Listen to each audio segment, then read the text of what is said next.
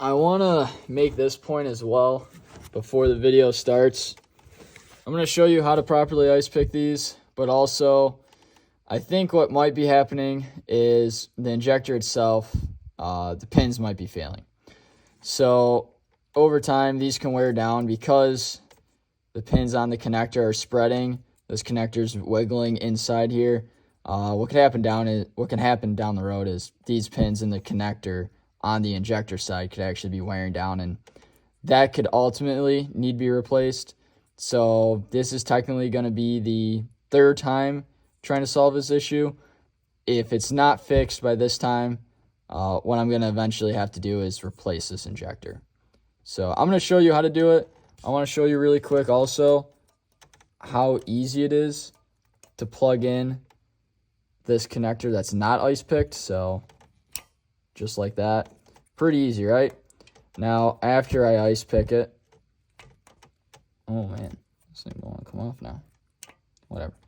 So after I ice pick it, I want to show you what it's like to actually get to snap on. You'll notice that it's going to be significantly tighter, and it's going to make a better contact to the injector itself. All right, so today I'm going to go over how to ice pick an L5P injector. So I bought this truck with 108,000 miles on it. About a week after driving it, got a cylinder 4 misfire. It seems to be a pretty common issue, so I went under the hood, got to this connector, and ended up finding that it had already been replaced. So I contacted the original owner that I bought the truck from, talked to him, and he said, yeah, he had this issue, misfire, he replaced this. So this is straight from the dealer. It's about $100 or so, 130 I think. So what I did was said, okay, whatever, he might have screwed up, one of his electrical connections here, which honestly looked pretty good after I cut the heat shrink off, so he did solder it. Ended up still replacing the connector though. I had already gone to the dealer, got a new connector, and as you can see down here, I got another one. Replaced it, threw it in the truck. This time I was in question about this charge air pipe. It might have been rattling on this valve cover here. So I ended up zip tying this up to the master cylinder. Thought, I'll keep that off of there. That'll stop wiggling on the connector. Problem solved. Well, now after another 500 miles or so, same problem. So contacted one of my buddies who I refer to anytime I have an issue with the Duramax, and he told me that he doesn't replace his pigtails. He just ice picks them. So if you remember back on the 04.5 to 05 Duramaxes, the LOYs, they had a similar problem with the injector connectors, and they would ice pick them. So I went online, tried to figure out, how do I ice pick this connector? Unfortunately, I came across nothing. So fortunately, I had this one still laying around, this pigtail. So what I ended up doing was figure out, well, how can I access these pins? Because if you look at this right now, I cannot access the pins.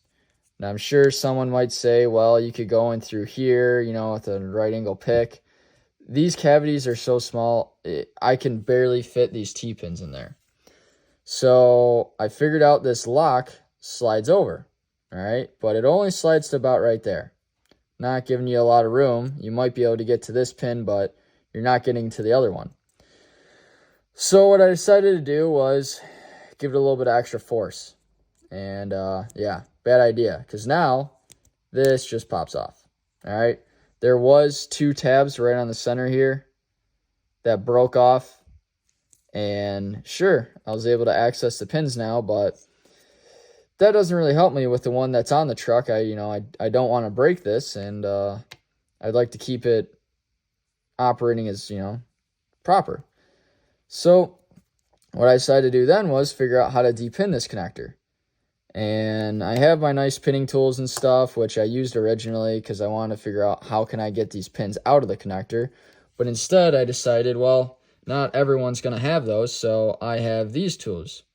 They're just T-pins. I use them normally for back probing connectors.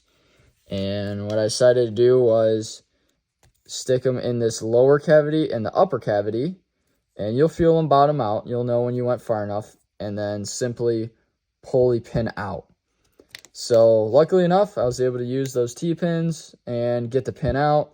So what I did from there was I took some pliers. I have some nice small needle nose that actually was the same width of the pin, and I was able to squeeze it. So it's going to be a little hard to see, but the pin on the left side is one that I did not ice pick. And the one on the right, you could slightly see the pin showing now.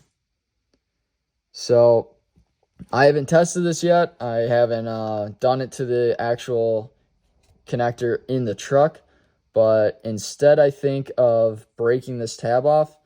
I'm just gonna unpin this connector and do it that way. So I'm gonna show you really quick how to unpin the connector, so that way if you need to do this, you can. Okay, so pretty straightforward. Like I said before, this connector will slide over slightly. All right, so you can see how it's not perfectly on there. It will slide over just a slight bit, but you can't take this all the way off without breaking those tabs. I tried lifting up on this and everything. I ended up breaking them. There might be a way to do it, but I couldn't figure it out. So what I did is there are 2 cavities in this actual gray clip. The T-pins fit in there perfectly. So like I said, in case you don't have the actual proper pinning tool, you can use these smaller T-pins. You don't want to use a pick, because if you notice, the pick is significantly larger and it's not going to go all the way into the connector to get to the actual tabs to unlatch the pin. So basically just put these in. They will bottom out. Once you do that, you just go ahead, pull the pin out. All right, there we go. Now the pin is dislodged. This is actually the one that I already fixed. So you can see that this one is squished down slightly. The only thing you want to be sure to look out for is after you do this, make sure that these tabs on the top and bottom of the connector are spread apart. So I'll show you really quick what I mean by that. Once again, take the T-pin, and you're just going to kind of slightly lift these up, all right? Nothing crazy. You don't have to bend them way out. Just make sure that they're not pushed in, all right? So just like that. So that way they're slightly poking out. And I'll show you exactly what pliers I used and what I did. So they're these snap-on, my electrical pliers. And all I did was went right here and gave it a little squeeze. All right, so that brought the pins in together. I'll unpin this one quick, so that way you can see what it looks like once these pins open up. And that's what's happening. Essentially, these connectors aren't a perfect fit, and due to engine vibration, GM says, they move around and wiggle. So there we go. You can see same thing on the other side. What happens is when those pins wiggle, the pins open up. Let's see if I get a better angle for you. There you go. So this is the pin that I haven't ice picked, and this is the one I have. So if you don't want to do it this way where you unpin the connector, technically just break this tab off. Then you can take a normal pick and push in, right here on it. Push in on the pins, both sides, and that's it. But I don't want to break this, so on the truck side now, I'm going to do it this way. I'm just going to slide it over, release the pins, squeeze them, put them back in. So all you have to do to reinstall the pins is put them in the gaps right there in the holes, and you just push. All right, you'll hear a small slight click, pull on it, and that pin's not coming back out. So there we go. That's how you ice pick an L5P injector. So there's technically 2 methods. Do it whatever way you want. All right, really quick, another point I want to make. If you're doing it on the truck and you're in a similar situation where you've already replaced this pigtail maybe once or twice, do it once at a time. So, you know, these wires are white. You might have your harness not exposed like mine. Just do it once at a time, so that way you don't lose track of pin location. If you do, I'm going to tell you right now, the blue wire goes to pin 2. Now, I'm not 100% certain if it's the same on each one, but for cylinder 4, I can tell you right now, you could probably look up a schematic as well, but it goes to number 2, and you could read it right on the bottom here. Might be hard to see, but blue wire goes to pin cavity 2. So there you go. Just in case you're wondering, that's where it goes. Also, what I did is took my phone, which I'm going to do right now, and looked inside the connector. So now I cleaned this connector out, but I'll show a video beforehand. It was extremely dirty. These pins honestly look pretty clean to me. You know, there's no signs of corrosion or anything like that. And even GM talks about possibly arcing, where you'd see, you know, some black built up on the actual pins. I don't see anything like that. I don't see anything wrong with these pins. So I am leaning towards more of a connector issue than the actual injector itself. But due to how many times this has happened, it might just be an injector issue. So, all right.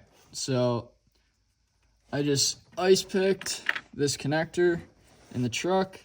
What I'm going to do is take a little bit of dielectric grease. Just put a little bit on the pins. Nothing crazy. Just a slight bit. I'm not trying to goop this thing up or nothing. And let's see how this connector plugs in now. Yeah, much tighter fit. You can definitely tell that. I mean, this connector will wiggle around. So what I might even end up doing, honestly, is putting a small zip tie up to the injector return fitting here.